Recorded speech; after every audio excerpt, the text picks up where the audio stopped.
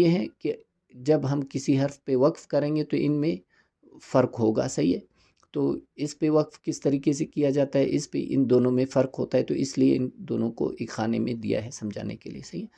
سا الف دو زبر سن، جیم الف دو زبر جن، ح الف دو زبر حن، خا الف دو زبر خن، دال الف دو زبر دن، دال دو زبر دن، ذال الف دو زبر ذن، را الف دو زبر رن، زا الف دو زبر زن، سین الف دو زبر سن، شین الف دو زبر شن،